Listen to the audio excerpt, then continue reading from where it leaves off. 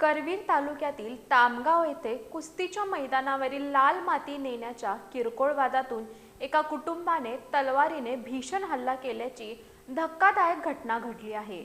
या हल्ल्यात 2 जण गंभीर जखमी झाले असून एकाला किरकोळ दुखापत झाली आहे। या घटनेमुळे संतप्त झालेल्या ग्रामस्थांनी आरोपीची वाहने पेटवून दिल्याने गावात काही काळ दहशतीचं आणि तणावाचं वातावरण निर्माण झालं होतं।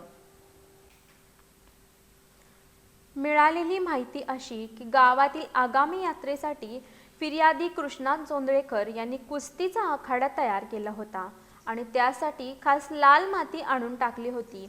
ही माती गावातील 2 अल्पवयीन मुले रिक्षात भरून घेऊन जात असताना जोंधळेकर यांनी त्यांना मज्जाव केला। याचा राग मनात धरून त्या मुलांनी आपले वडील नानक सिंग शीख याला घटनास्थळी बोलवून घेतले। नानक सिंगने तिथे येताच जोंधळेकर यांना धमकावत तलवारीने थेट त्यांच्या डोक्यावर वार करण्याचा प्रयत्न केला। यावेळी तिथे उपस्थित असलेले विजय जोंधळेकर यांनी हा वार अडवण्यासाठी हात पुढे केला असता त्यांच्या दोन्ही हातांच्या तळव्यांना गंभीर इजा झाली।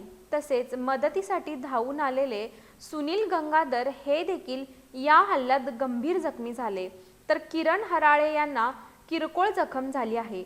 या घटनेची माहिती गावात वाऱ्यासारखी पसरताच ग्रामस्थ मोठ्या संख्येने जमले।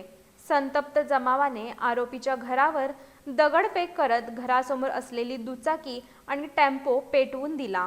घटनेचे गांभीर्य ओळखून करवीरचे पोलीस उपअधीक्षक सुजितसिंह क्षीरसागर यांनी पोलीस तफ्यासह घटनास्थळी धाव घेतली आणि परिस्थिती नियंत्रणात आणली।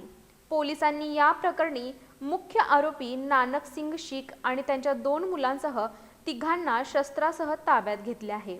सध्या गावात शांतता असून गोकुळ शिरगाव पोलीस या प्रकरणाचा अधिक तपास करत आहेत।